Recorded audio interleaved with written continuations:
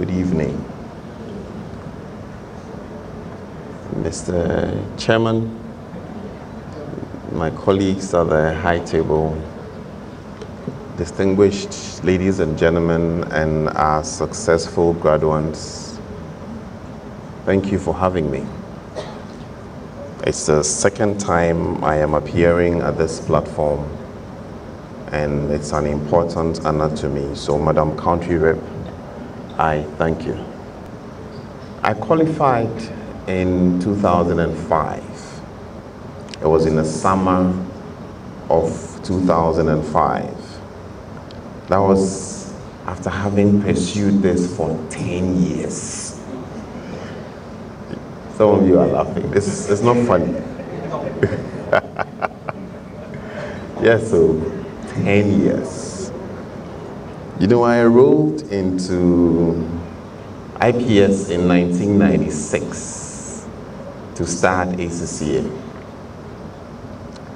And my objectives at the time was to just get some level 1 and get out into the job business and find something to do, because it was a difficult time for me and my parents.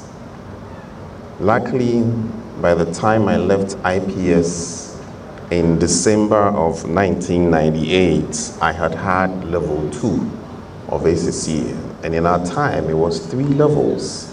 Level 3 had a model E and F. And E was 3 papers, and F was 3 papers. So I had had my levels 1 and 2, which were 8 papers, and I was cool. So I rolled out into the job market, and I was lucky to have been picked by Deloitte and Touche.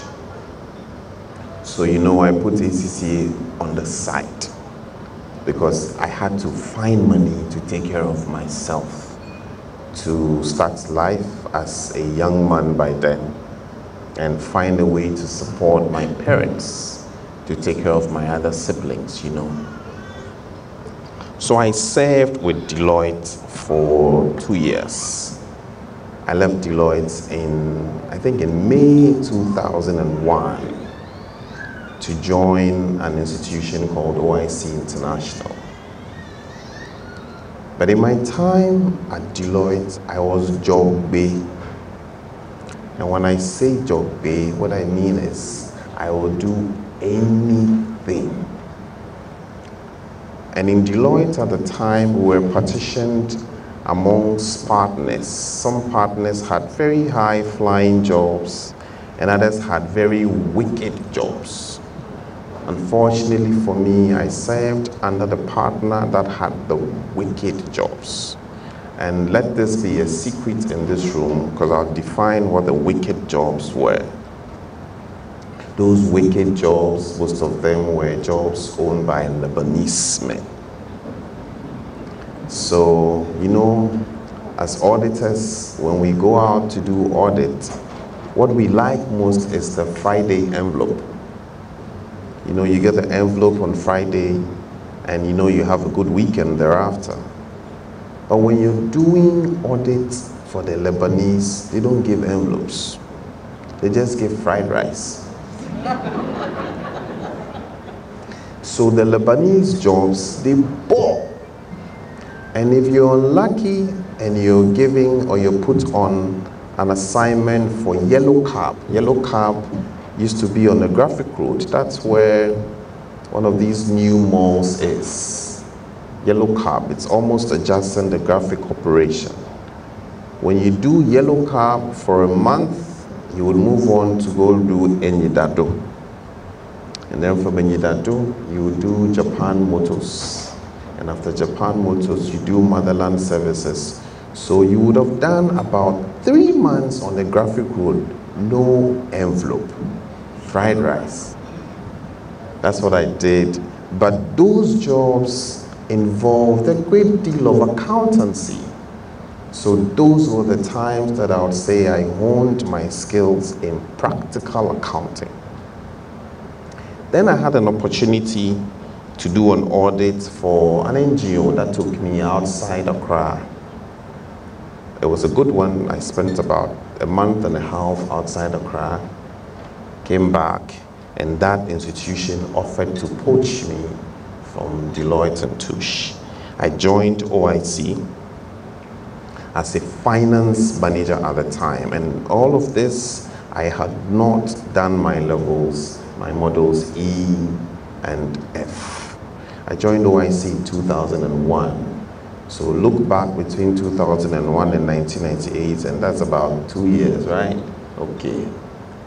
So I stayed with OIC International, rose through the ranks, and I had an opportunity to serve as the finance advisor when the finance advisor at the time resigned. I'm sharing this with you because I want to let you know what made me decide to write my final models E and F. You know, there was a time we did a proposal, and there was a proposal to the USA to fund a grant for us. Everything was beautifully done. I packaged everything so well. And behind the proposal, we had to put the names of the persons that had put the proposal together. My boss at the time was an Ethiopian. He says, Mike, we can't put your name here. And I said, Tilahun, why? He says, because you're not a professional accountant.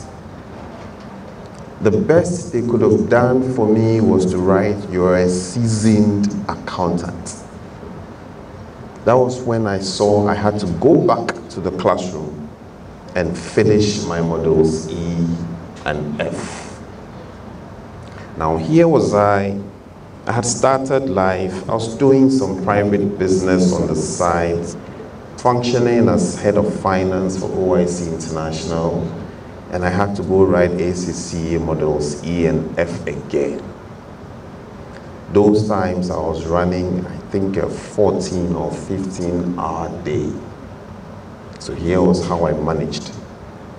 I lived in Adenta, and my office was around Shashi, where OIC is. I leave home at 3 a.m. Stop by at IPS and read. I leave IPS at about 7:15 and drive to OIC and work. I leave OIC, or I leave the office at about 6 or 7, drive back to IPS and learn. I leave IPS at 11 to Adenta.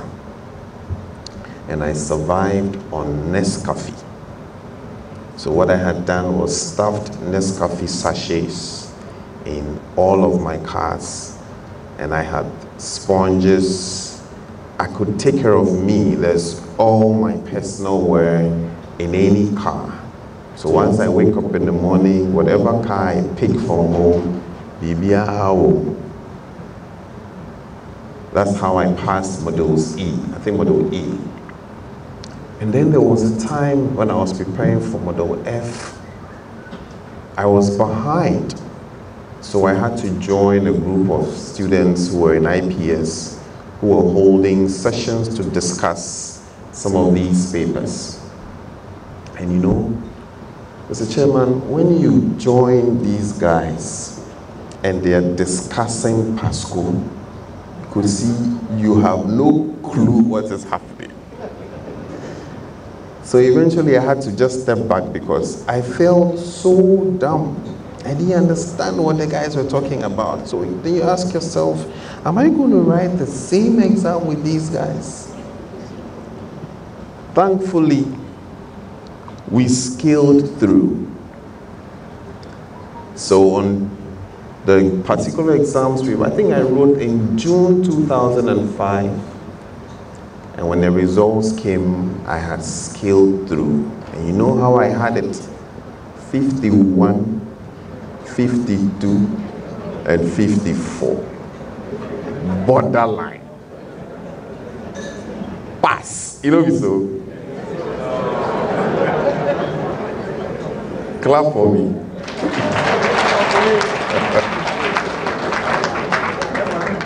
I had passed.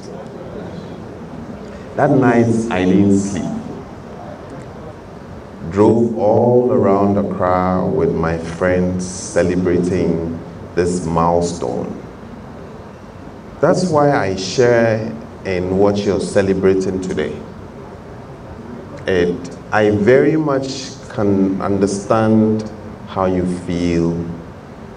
I can understand the weight of the hurdle that has been lifted from upon your shoulders.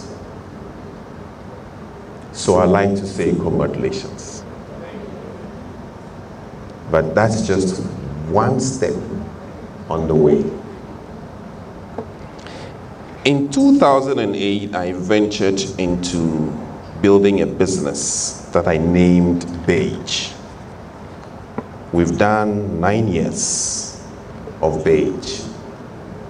We're investing in several resources. We're selling banking, pensions, investments, and insurance through our direct subsidiaries and affiliate investees. We provide employment to over 4,000 people and are serving a clientele that could soon hit 1 million. It has been an interesting journey looking at where I started.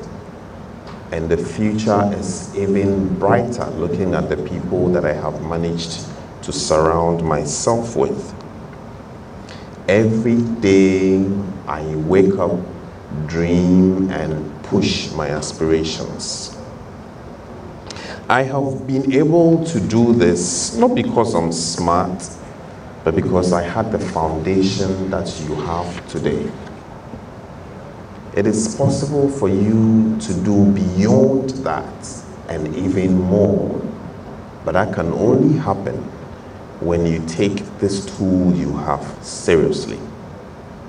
You have qualified, so what? Back in our days, it was a big thing, but now it's not that much. You only have qualified. You may not know anything, but you can do so much with this tool that you have.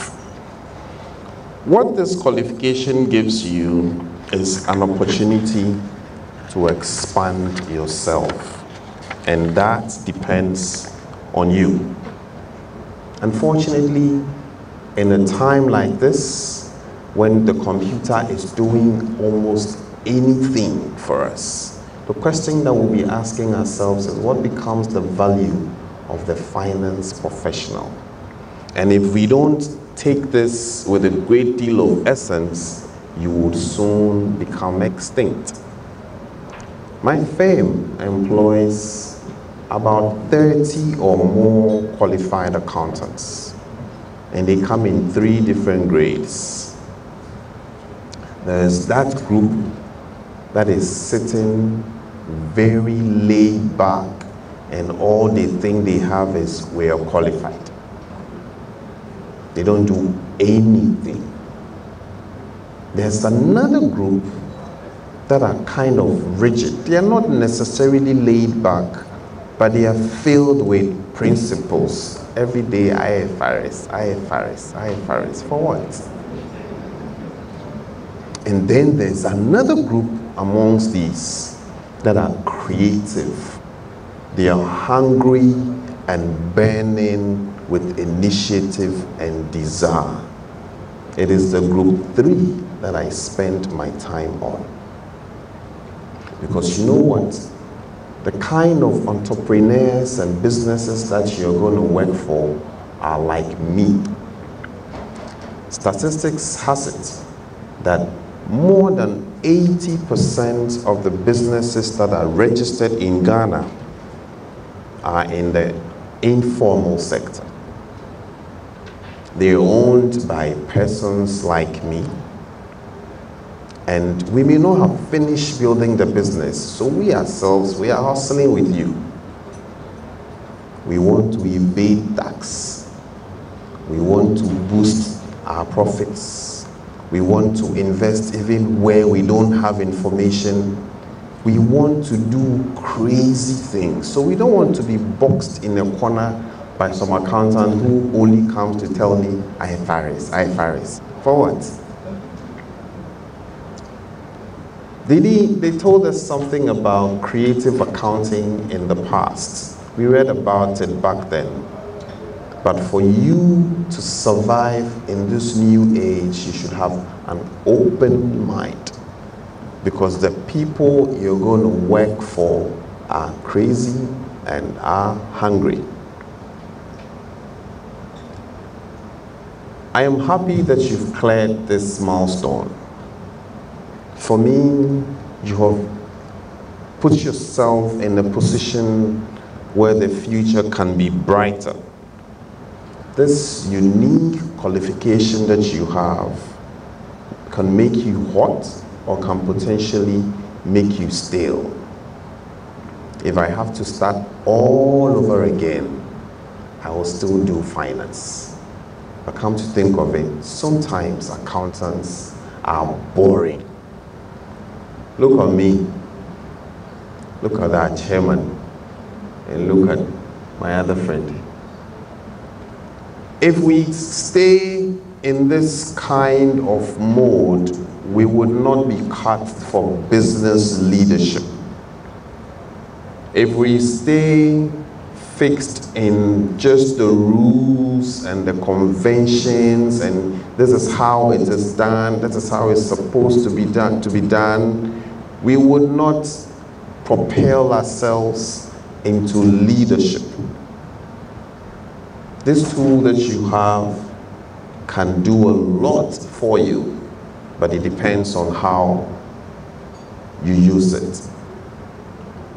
I'm happy to associate with you today, and I wish you everything that you wish for yourself in your career that I would think is just about beginning.